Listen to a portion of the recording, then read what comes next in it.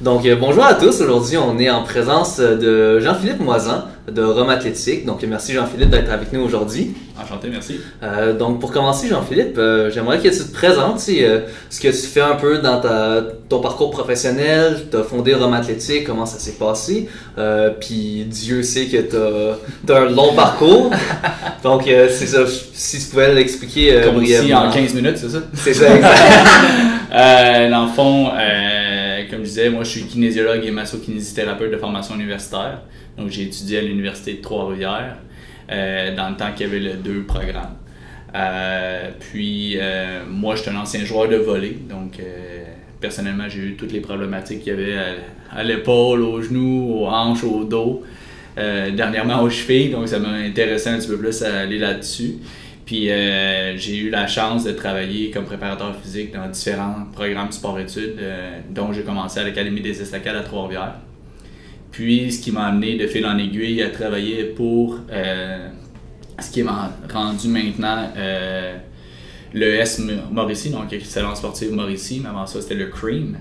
Et ce qui m'a amené à travailler avec des athlètes de niveau olympique professionnel et par la suite, travailler avec les Aigles de Trois-Rivières, l'équipe de baseball professionnelle pendant 3 ans comme soigneur, donc comme premier répondant sport.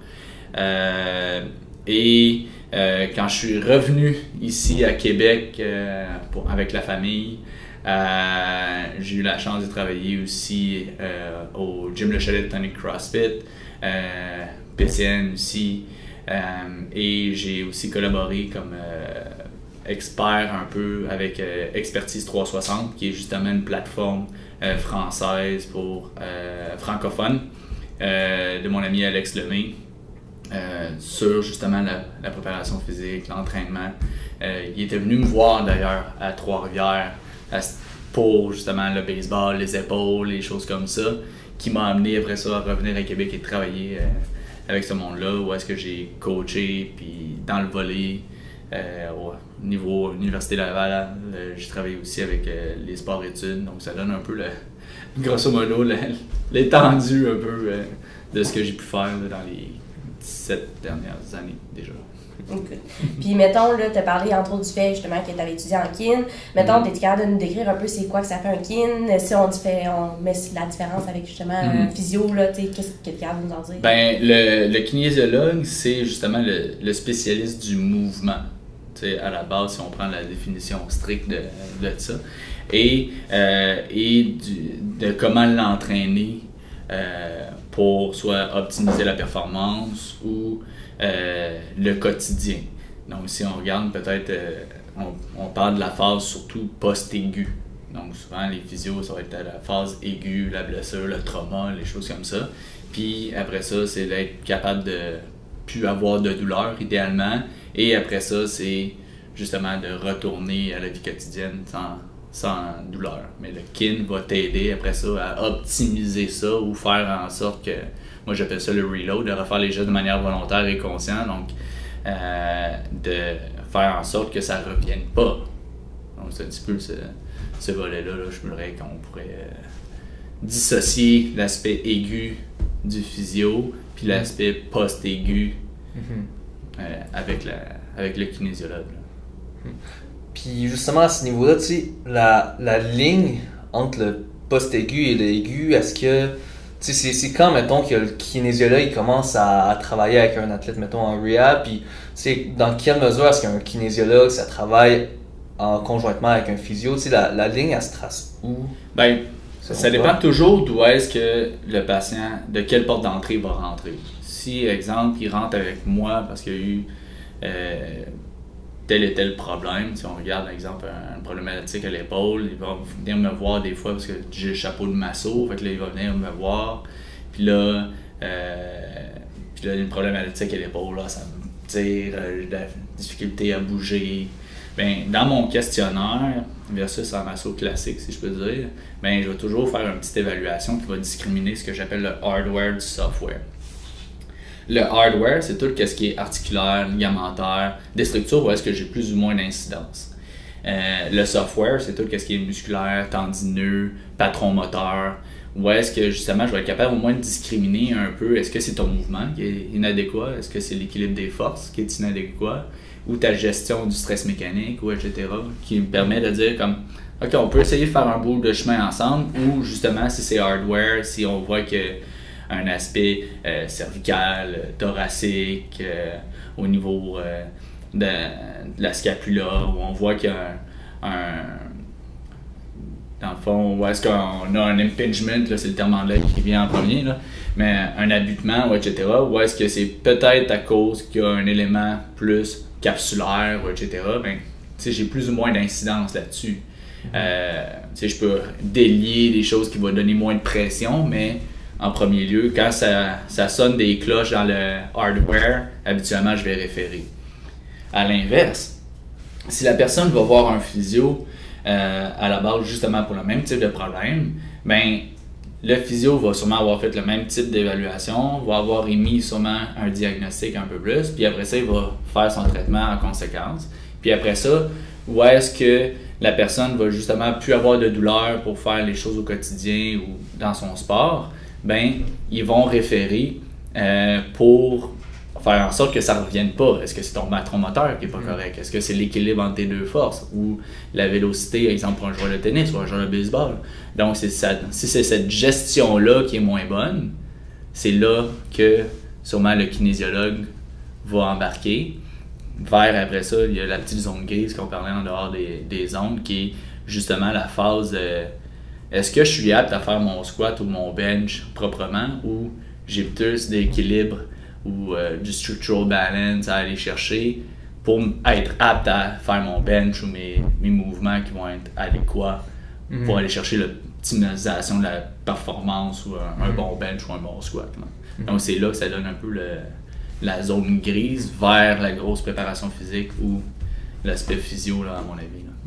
Puis, mettons, je vais revenir un peu tantôt, là, quand tu parlais de ton parcours, là, tu nous disais que tu avais eu vraiment beaucoup d'expérience et tout, mais en tant que kid, mettons, genre, c'est quoi les possibilités d'emploi? C'est dans quel milieu, mettons, tu pourrais travailler, ayant une formation comme kinésiologue? C'est sûr que si on regarde, il y a différents aspects. Si on regarde le santé mieux-être, souvent, ils vont être soit dans les gyms ou soit dans des centres de type CLSC, ou même des fois dans les hôpitaux aussi, post-op cardiaque ou des choses comme ça pour les saines habitudes de vie. Ça, c'est un des créneaux qu'ils ont en kin aussi. Il y a dans les gyms, hein, on s'entend qu'habituellement, on ose croire que c'est beaucoup des kin qui sont dans les gyms. Des fois, c'est ça, c'est des formations continues ou des choses comme ça. Mais c'est sûr que la place des kin, selon moi, c'est dans les gyms, c'est dans les centres de conditionnement physique. Et par la suite, ben, justement, il y a des cliniques de physio, comme moi je fais ici, où il y a d'autres places dans des centres de chiro. J'ai travaillé aussi dans des bureaux de chiro, où est-ce que je m'occupais de, justement, des programmes d'entraînement pour la réadaptation de santé lombaire. Donc, il y a différentes sphères à ce niveau-là, mais je pense que d'avoir dans un continuum de soins un kinésiologue qui va aller chercher justement l'aspect post-aigu, je pense que c'est une des places là, où est-ce qu'on peut le trouver. Parce que dans votre formation de kinésiologue, c'est quoi qui vous différencie, par exemple, des autres professions? Parce que on s'entend pour beaucoup de gens, c'est pas clair, c'est quoi un physio, c'est quoi un kin, c'est quoi un masso. Dans la formation, est-ce qu'il y a quelque chose qui vous distingue, qui vous donne vraiment cette expertise-là dans le mouvement, comme tu dis? C'est sûr que ça dépend encore des universités. On n'est pas un ordre professionnel encore. Donc, tant aussi longtemps qu'il n'y aura pas une parité des choses qui sont obligatoires à aller chercher, je pense que ça va être difficile de justement répondre à ta question de manière adéquate. Je pense que justement, c'est comme on dit en dehors des ondes, je suis en physiologie, c'est pas ma force. Mais en tout ce qui est réadaptation ou musculo-squelettique, je pense que je donne pas ma place à ce moment-là. Fait que c'est juste de voir justement là-dessus. Mais si on regarde la kin, on a des cours en physiologie d'exercice, on a des cours en biomécanique aussi. Je pense que des fois c'est ça qui nous diffère de l'entraîneur Il y a une différence entre l'entraîneur et le kinésiologue. Donc, je pense que le fait d'avoir eu justement ces cours en physiologie de l'exercice, d'avoir eu des cours en biomécanique, d'avoir eu des cours en motricité, d'avoir des cours aussi en exercice thérapeutique, ces aspects-là. Donc, je pense que ça diffère un peu du kin de l'entraîneur, mais on n'a pas des manipulations orthopédiques comme vous avez en physio. On n'a pas des cours, puis même en masso, en thérapie manuelle, on n'a pas ces types de qualités-là. Moi, je les ai acquéris un peu par la bande versus un masso classique. Donc, c'est là aussi que ça diffère. Là. Puis, tu sais, je fais du pouce sur le fait que tu viens de parler de la masso, parce que, tu sais, toi, tu as une approche vraiment intéressante, parce que classiquement, on s'attend plus qu'à un kin, tu sais, ça soit dans l'optimisation du mouvement, dans la réadaptation puis tout. Mais toi, avec ta formation de masso puis ton parcours professionnel en général, tu utilises la masso puis tu la combines avec la kin, tu sais, un peu de manière diagnostique, si je peux dire. Fait que tu peux voir des personnes en aigu, toi, puis élaborer des plans avec eux. Fait que, tu sais, masso puis kin, t'arrives vraiment comme à les agencer un peu ensemble.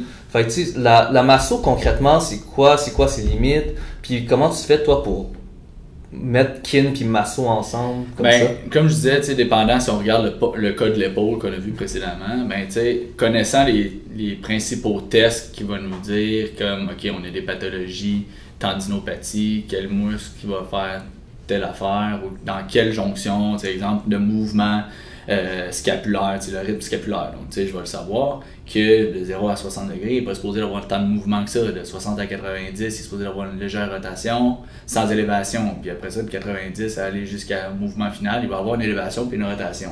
Fait que qu'est-ce qui fait en sorte que la personne va avoir un mouvement scapulaire qui va être plus rapidement? On sait des fois l'élévateur de la scapula, un trapèze qui est un petit peu plus tendu, un petit pec qui va être déjà plus en rotation. Donc, on va déjà avoir ce mouvement-là. Donc, ça ne me met pas un diagnostic, comme tu dis, c'est plus une impression clinique. Donc, j'aime faire la différence entre les droits acquis et non. C'est ça, j'essaie de trouver le bon mot. Mais ça me donne mon impression clinique, puis à partir de là, je suis capable justement de dissocier comme, est-ce que c'est le mouvement? Est-ce que c'est le trapèze inférieur qui fait pas son travail? Est-ce que c'est le grand dorsal qui est trop tendu? Versus le massage classique, comme tu disais. Le massage classique, qui va le voir à la palpation en bougeant. Ah, vous avez un petit peu plus de tension là. Je fais une grosse caricature. Je sais que c'est pas ça nécessairement qu'ils vont faire, mais souvent c'est ça. Ils vont tout de suite allonger nus sur la table. Après ça, ils vont faire des glissements, ils vont faire des pétrissages, ils vont voir un peu les muscles, ils vont travailler dessus. Tandis que, toi, pour avoir vécu un peu avec moi, voir comment ça fonctionne, je fais toujours une évaluation fonctionnelle. Donc, l'évaluation qui va discriminer justement ce qu'on disait en dehors des ondes, le hardware du software. Donc, hardware, tout ce qui est ligamentaire, tout ce qui va être structurel, osseux, articulaire. Donc ça, j'y touche pas. Ça vient déjà me trancher ma ligne. Mais, est-ce que, justement, le software, qu'est-ce qui est musculaire, tendineux, tout ce qui est patron-moteur, ça me donne déjà des grandes lignes pour me dire, ça, par exemple, c'est peut-être ça aussi qui crée la tension sur l'articulaire, ou etc. Je vais être capable de jouer un peu, puis après ça, ça me permet de dire, OK, tel exercice que je vais te donner post-séance, ce que j'appelais la petite kin en dehors des ondes, là. Donc les exercices correctifs, qui est mon reconditioning. Donc le reset, c'est la thérapie manuelle ou d'enlever les tensions des muscles qui contreviennent au mouvement, réveiller le muscle qui doit faire le mouvement. Donc un muscle qui est trop tendu, on s'entend qu'il ne fera pas sa job, donc il peut tomber ce qu'on appelle un amnésia, ou etc. Donc justement parce que le signal est juste comme, tu as tellement trop de tension qu'oublie ça, j'arrête de fonctionner. Après ça nous permet de dire, OK, les exercices correctifs. Les exercices correctifs, je me diffère pas de temps par rapport à un physio, parce que veux pas, c'est ce que j'appelle les petits exercices de mind-muscle connection, ou des exercices un petit peu plus de connexion musculaire, neuromusculaire, pour permettre justement d'aller vers l'exercice fondamental qui est le reload, de refaire les gestes de manière volontaire et consciente. Donc, bien faire un squat, bien faire un deadlift.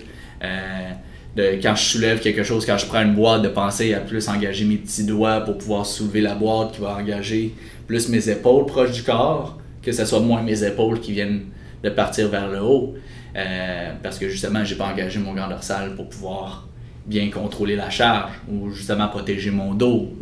Fait que là, vous voyez un peu vers quoi qu'on peut aller là, dans merger les deux specs de la thérapie manuelle, mon impression clinique, plus la kin sur long terme. Fait que, moi, je préfère bien plus les garder longtemps aussi en entraînement, mais au moins ils savent qu'ils peuvent compter sur moi si après ça, il y a quelque chose qui nuit à leur entraînement ou qu'il y a un petit bobo là, pour après ça les ramener puis dire ça, on va aller voir le physio au besoin. Là. Puis là, tu viens d'en parler de la petite kin. Là. Peux-tu genre nous expliquer un peu plus justement tes petites kin, comment tu fais? Grande kin? Une grande kin. Ouais, c'est ça. Tu sais, comment que tu vois ça? Comment que tu as quand même des termes justement que tu as utilisés, genre petite kin, grande kin. Genre, comment que tu juste nous décrire un peu c'est quoi la différence, comment c'est juste pour que ça soit plus imagé des fois aux clients quand j'en parle, mais sinon c'est pas diminuer ceux qui font juste la réadaptation physique ou les choses comme ça, mais dans le sens où est-ce qu'on va faire des exercices plus d'équilibre musculaire, on va faire des exercices de stabilisation, le fameux YTW que je disais au niveau des épaules, dans le fond ça va permettre de stabiliser, ça va permettre aussi d'accentuer justement le rythme scapulo-huméral. Donc, ça c'est ce que j'appelle justement la petite kin, que souvent c'est les éléments qu'on peut faire en clinique de prévention de blessures ou des choses comme ça. La grosse kin, ben c'est le préparateur physique qui va faire du gros squat, du deadlift, de l'entraînement fonctionnel, du crossfit, toute la grosse préparation physique qu'on voit dans les gyms ou sur les réseaux sociaux, comme on disait tantôt. Mais souvent, il faut avoir les deux pour être capable de justement, t'es pas capable de faire tel exercice de ton plan d'entraînement, mais il faut que tu sois capable de faire les fondamentaux, les petits exercices correctifs qui vont t'amener à être capable de faire ton gros plan d'entraînement.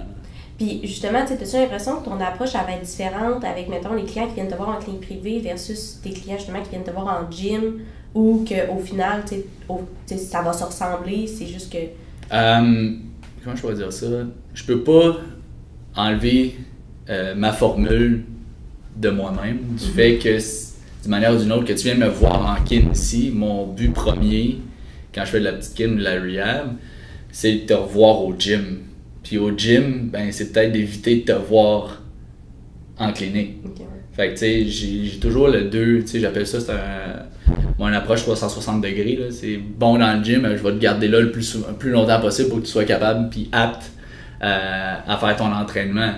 Mais les deux vont de pair, en tout cas, quand tu fais affaire avec moi puis Rome Athlétique. Là. Puis ça, tu parlais de la formule de Rome Athlétique. Moi je le sais, tu as la formule 3R. Aimerais-tu nous... dans le fond, c'est comme je disais préalablement, c'est dans le fond le Reset, Reconditioning, Reload. C'est justement le reset, c'est d'enlever les tensions des muscles qui contreviennent au mouvement, puis réveiller le muscle qui doit faire le mouvement. Donc c'est justement après mon évaluation qu'on a déterminé justement lesquels qui nuisent à quels, puis après ça, on les relâche ou on les stimule ou on les active. Puis après ça, le reconditioning, comme j'ai dit tantôt, c'est peut-être ma petite kin, c'est des petits exercices correctifs qui vont te permettre de justement faire le tremplin vers ton reload, donc les gestes fondamentaux, l'entraînement, et ton programme d'entraînement spécifique à ton sport ou à ton activité. Super, merci.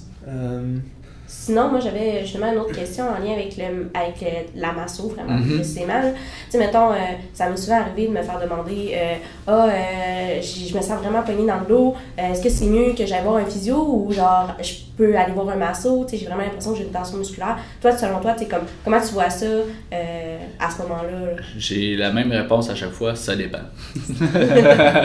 Mettons, ça dépend. C'est ça, ça dépend de quoi? Ça dépend justement si... Exemple, si on parle du trapèze, etc., est-ce que ça limite ta rotation? Est-ce que ça te nuit à tes mouvements du quotidien? Donc, exemple, si on le sait que si, exemple, à chaque fois que je lève le bras, puis ça vient me jammer dans le cou, etc., j'ai des engourdissements au niveau des doigts ou au niveau directement dans le coude, ou c'est limité, ou à chaque fois que je lève mon bras, on dirait que ma tête, elle veut se coller avec, mais tu sais, c'est voir est-ce qu'on va discriminer le articulaire ou le musculaire. Fait que d'un coup, si on voit que c'est plus musculaire, puis qu'il n'y a pas d'ambiguïté entre les deux, je vais relâcher ton trapèze peut-être, ou voir en masso.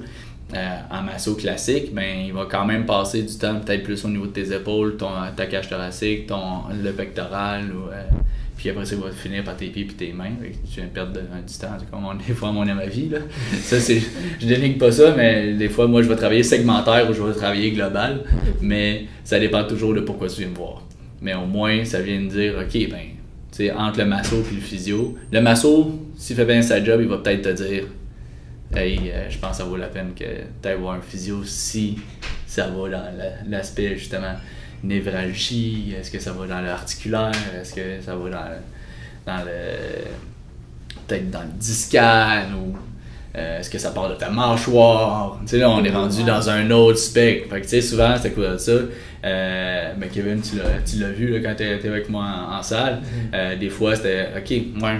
Tu fais-tu du bruxisme? T'as-tu déjà eu des broches? T'as-tu déjà eu des tensions X, Y, Z? Puis là, finalement, ouais, OK, bon, on va aller voir ça un peu, mais ça va peut-être valoir la peine de peut-être voir un physio qui est spécialiste là-dedans, ou un chiro, etc. Parce qu'au finalement, c'est tes maux de tête puis tes problèmes à l'épaule pouvaient partir justement du fait que ta mâchoire était un petit peu plus raide. Fait que c'est là que ça vient voir l'étendue un peu... pour répondre à ta question, ouais, est-ce que pour un trapèze, je vais voir un masso ou un physio? Ça dépend. Puis mettons, dans les techniques que tu peux utiliser en tant que masso, il y a le cupping, mais il y a d'autres techniques justement en tant que masso, tu vas plus voir versus, en physio, on voit vraiment une base là, au niveau de la masso, mais comme, en tant que masso de profession, qu'est-ce que... Ben, moi j'aime bien des méthodes de myofascial release de type active release, Graston ou cupping ou des fois j'utilise de PNF, je vais utiliser de strain counter strain que j'ai appris avec un de mes profs qui était ostéo, juste d'aller chercher certains petits éléments de relâchement musculaire à travers ces spectres-là. Oui, je peux utiliser le pétrissage, les choses en massage classique du suédois ou du massage sportif mais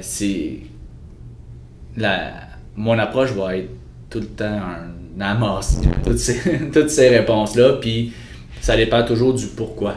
Je ne vais jamais nécessairement juste utiliser le ventouse ou juste les méthodes de relâchement myofascial ou les méthodes de thérapie manuelle si justement, si tu es trop tendu puis tu es quelqu'un qui est stressé, ben je sais que les ventouses, il y a un avantage sur le parasympathique, sur quelque chose qui est moins stressant, ou etc. Donc, quelqu'un que je vois qui est déjà stressé, ça me donne déjà plus envie. Au lieu d'y peser dessus puis qu'il y ait un stretch reflex, ben, je vais peut-être plus travailler avec les ventouses. Si je vois que justement, il y a tellement pas de glissement puis que c'est un fascia, ben, je peux peut-être jouer là-dessus. Fait que ça vient, ben là c'est un tendon, il est épaissi, ben le Graston ou défaire les adhérences des tissus. Sinon, ben, on voit qu'il vient de courir le marathon, mais ça peut être juste un flush traditionnel qui va t'aider, puis finir avec les ventouses juste pour permettre la circulation, faciliter, de retirer le meilleur de ces outils-là pour aider le client à mieux s'en sortir. Là. C'est parce que, juste pour mettre ça au clair, en tant que masso, si tu as le droit de travailler, tu as une influence sur le système sympathique, parasympathique. Drainage lymphatique, on sait que c'est plus parasympathique, donc de voir avec les ventouses, de faire glisser, faciliter justement ces éléments-là. Si on parle de l'aspect musculaire, justement, on le sait qu'un muscle est trop tendu, ben, si je veux le faire glisser, si je veux le faire bouger, les joueurs de baseball, je faisais beaucoup plus de pression glissée avec des mouvements en kinésithérapie qui étaient beaucoup plus favorables pour eux que juste la ventouse. Ou quelqu'un, par exemple, qui m'arrive avec une tendinopathie du tendon d'Achille, ben, je vais faire les deux ensemble, plus le cupping pour permettre aussi de redrainer, de demander du sang au tendon. Ça donne un peu le spectre là, de pourquoi j'utilise ces outils-là. Ou le gun même. Le gun, je vais l'utiliser pour la vibration plus que juste pour faire relâcher un muscle. Pour la caméra, on parle du massage gun, pas du gun qu'on parle. Ben, il y aura plus mal. Non, mais tu sais, avec le massage gun, dépendant des outils, tu sais, je peux l'utiliser. Tu sais, la boule qui est vendue avec le gun, je l'utilise même pas. Tu sais, je vais utiliser la fourchette ou je vais utiliser ce que j'appelle le pouce. Là. Tu sais, c'est l'embout flat, puis tu sais, aller chercher le fameux J, hein? On s'appellera, mais tu sais, d'aller relâcher, d'aller travailler ça. Avec la fourchette, je vais utiliser l'aspect antalgique pour justement baisser le stress au niveau du tendon. Tu sais, il y a plein de manières qu'on peut utiliser le gun que juste masser la fesse pour la rendre flasque. Si je peux dire. Tu parlais aussi de kinésithérapie, massothérapie, tu sais, mettons. Ouais, il y a différents, mais c'est ça, il y a différentes approches. Il y a le massage queue et doigts qui est plus apprendre à te toucher, puis à glisser, puis etc. C'est comme ça que je l'ai appris, vraiment plus pour la palpation, sans avoir l'élément plus sensitif, pour aider justement les mouvements qui vont être un petit peu plus lents, qui vont être amenés longitudinaux. Il y a différentes méthodes à l'intérieur, je ne ferai pas le gap de tout, parce que de toute façon je m'en rappelle quasiment plus de ceux-là parce que je les utilise très peu. La kinésithérapie va amener justement à cause du mouvement, l'orthothérapie aussi, donc c'est vraiment avec le mouvement, les pressions glissées, d'amener les segments à s'allonger, donc c'est tous ces éléments-là, là, c'est différent. Puis le massage sportif, ben, ça va être un petit peu plus rapide, permettre de justement activer la circulation après et avant. Fait que souvent quand je travaillais avec le patinage de vitesse, ben, je travaillais autant dans toutes ces sphères-là en même temps. Donc, 5 minutes avant ta course, je t'activais, je te travaillais ça aussi, j'activais ton système nerveux. Puis après ça, tu faisais ta course, puis en finissant, ben, on flushait, puis on travaillait différent. Fait que ça permettait de récupérer pour ta prochaine course.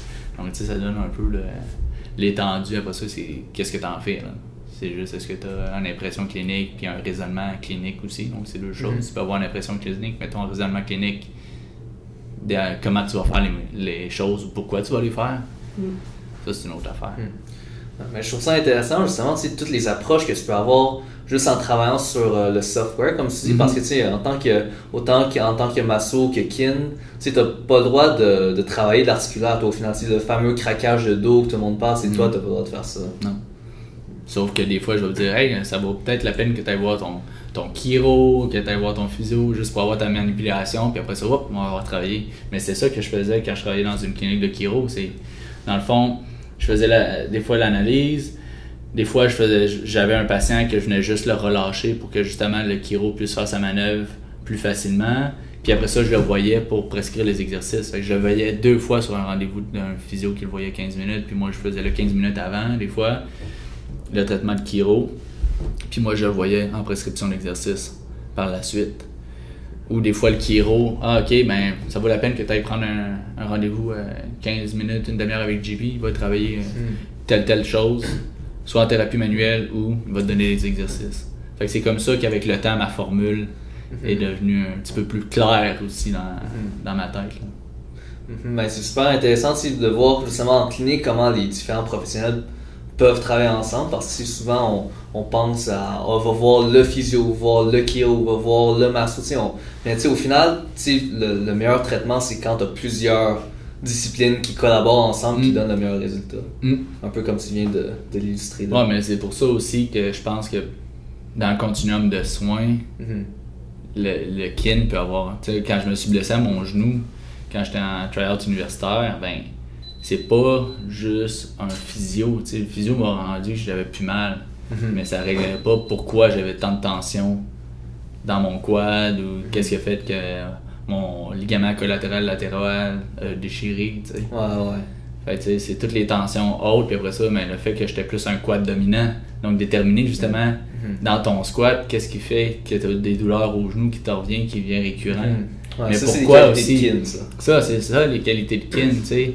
Puis quand tu squattes, ok, ben ton pied est plus, tu mets un tant de pourcent de plus sur tes orteils, ou ta barre et tu restes en flexion, mais tu vas plus extensionner tes genoux et non extensionner ta hanche. Comment tu vas presser? Est-ce que tu vas mettre plus de load en même temps sur les talons, en ayant ton 3 points d'appui? Le nombre de gens qui sont passifs quand ils font un squat au niveau des pieds, ils n'activent même pas leurs fessiers, mais ils n'ont pas plus activé leur transfert de poids. Ce qui fait qu'au bout de la ligne, ben, c'est le genou qui va prendre la charge ou c'est le dos. Fait que c'est là que ça devient intéressant là, d'avoir ton spectre dans ton footwork, puis dans est-ce que tu es passif ou actif au niveau de la barre pour aller chercher ton super stiffness au niveau de la colonne, comme Stuart McGill parlerait, pour après ça activer davantage tes fessiers. Parce que rien ne se perd, se crée, tout se transforme. Donc, si on utilise la même formule, si je tords ma barre, ben, je suis connecté mon grand dorsal à mes hanches. Si je glisse mes pieds au sol, ben, j'active mes fessiers. Là, j'ai une synergie. Mais si la personne ne sait pas comment qu'elle le fait, mais là, ouais, mais pourtant, j'ai plus mal, je fais mes exercices de physio, mais ça fonctionne pas. Ouais, mais là, c'est qu'est-ce que tu fais en dehors qui fait en sorte que ça mène. Puis là, c'est là que le kin peut en bénéficier de cet ouvrage-là puis d'être capable de le faire. Super intéressant. On a-t-il d'autres questions pour... Moi, j'en aurais. Si Ouais, on vous pouvait faire des petites questions juste rapides, mettons. Ouais. Mais vous pouvez en penser à d'autres questions, là, je pense à ça, mais tu sais, mettons, juste répondre, c'est quelque chose, mettons, 2 choix, puis tu réponds. OK. Ton préféré ou ce que tu penches plus pour. Fait que, mettons, squat ou deadlift? Deadlift. Deadlift. Pourquoi? Pourquoi? Pour avoir eu plusieurs douleurs à la hanche, ce qui faisait que je faisais beaucoup d'haltéro, puis j'aimais ça aller dans le deep squat. Il y avait une grosse mode. Fais du deep squat, c'est meilleur pour la force au niveau de tes genoux, ça stretch ton tendon, puis etc. Mais au bout de la ligne, ma hanche, elle me permettait pas d'aller faire du deep squat. Fait que je butais. Puis au bout de la ligne, on s'est rendu compte que ma tête du fémur me permettait pas de faire du deep squat. Parce qu'on a 3 types de tête de fémur. Donc, tu sais, dépendant du type de fémur que tu as, ben, peut-être que toi, physiologiquement, physionomiquement parlant, tu peux pas en faire. Fait que, puis là, c'est là que j'ai fait du box squat, du deadlift, puis le deadlift me permettait d'être aussi fort, sinon plus, parce que ma chaîne postérieure, versus, comme j'ai dit tantôt, j'étais un knee dominant. Fait que ma chaîne postérieure travaillait mieux, puis je sautais plus haut, puis je pouvais jouer au volley encore à un bon niveau, sans avoir mal, puis d'être encore fort. Puis quand je faisais du squat, j'étais aussi fort, sinon plus. Parce que ma chaîne postérieure travaillait. Donc, c'est rapidement... C'est bon. Puis toi, est-ce que tu crois ça aux entraînements comme full range of motion, tu sais toute l'amplitude disponible, ou est-ce que mettons, il y en a des, mettons, le docteur Joel Seedman, lui, il est vraiment pro 90 degrés dans tes segments, jamais dépassé le 90 degrés ou genre très peu, puis que c'est comme dans cet angle-là que vraiment ton bras de levier puis tout fait en sorte que tes muscles s'activent le plus intensément possible. Ça dépend. J'aime cette réponse-là. Puis toutes les bombes diraient ça, selon moi. Le pourquoi ça dépend, c'est que premièrement, si on regarde au badminton, c'est ton sport. Donc, si le moineau est 3 pieds en avant de toi, qu'est-ce que tu vas faire? C'est une longue fente, puis tu vas avoir le knees over toes, puis tu vas aller snapper le moineau, right?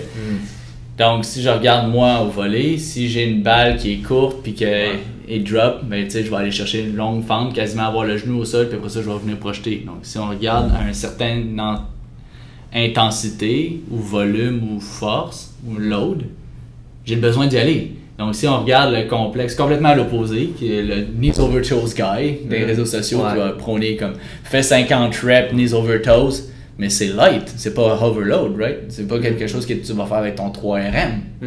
Par contre, à l'autre spectre, oui, tu as une optimisation, puis je parlais justement de ça avec Christian Thibodeau la semaine passée. Lui, il va favoriser justement le 90 degrés à un certain degré, parce qu'au bout de la ligne, c'est là que tu es plus fort. Mais ça veut pas dire qu'à un certain intensité, on va pas faire du step-up high box avec un certain load pour être capable d'aller chercher. Parce que dans la réalité, dans un sport, tu as besoin d'aller chercher les full range of motion. Tu sais, les joueurs au beach, un bloqueur va aller quasiment toucher les fesses au sol, les mains au sol pour se cacher. Mais s'il est tellement tendu puis qu'il fait juste du 90 degrés, il va le faire. Il va accentuer son stress tendineux au niveau de son genou. Le knee jumper va être plus intense. La tendinopathie à ce niveau-là, ses capsules vont être rendues rigides. Pourquoi? Parce qu'il s'est tellement entraîné à un certain degré de flexion, mais jamais été dans ce qu'il fait dans son sport. Il s'irrite. J'ai l'image juste d'un joueur que je traite en ce moment. Donc, c'est justement ces éléments-là. Fait que si on regarde avec ta réponse, ça dépend. Ouais. Puis c'est là justement que c'est intéressant des fois, surtout pour, mettons, t'es un athlète qui veut performer à des hauts niveaux, d'avoir un préparateur physique pour faire cette distinction-là, te guider un peu dans ça, parce que c'est pas tout le temps facile de faire, de bien doser quand est-ce que tu fais trop de force, quand est-ce que tu fais trop d'amplitude, quand est-ce que tu fais juste trop overloader ton corps en général. Mais c'est quoi ça que j'établis comme qu'est-ce qui est les gestes fondamentaux, où est-ce que je vais prescrire du lourd, puis d'un gap training ou dans des entraînements qui vont être entre deux grosses séances, un entraînement qui va être plus de mobilité ou des choses qui vont être axées sur le fonctionnel, plus spécifique à ton sport sans nécessairement surcharger. Ou soit c'est là qu'on va mettre les fondamentaux ou les problématiques comme les gap training de rehab ou des prehab ou etc. qui vont être plus là, donc à faible intensité, où est-ce que tu te permets de récupérer aussi, mais en même temps tu vas chercher les amplitudes besoin. Puis après ça, tu as une séance moins intense où est-ce qu'on peut surcharger certains éléments là-dedans, puis après ça, on peut revenir après avec une séance un petit peu plus intense, mais tu vas avoir eu ton rappel, mais ça va être les mêmes mouvements, c'est juste avec des intentions différentes. Fait que c'est là que ça devient très très plus niché par rapport à la préparation physique, parce qu'après ça, oui, on peut aller chercher dans tes spécificités de pathologie ou dans tes spécificités sportives pour faire en sorte que tu progresses sur le long terme. J'ai une question plus générale, un peu dans le même style que Sam. Mettons qu'on te donne le choix, CrossFit ou muscu en salle classique? Ouh, elle est difficile celle-là.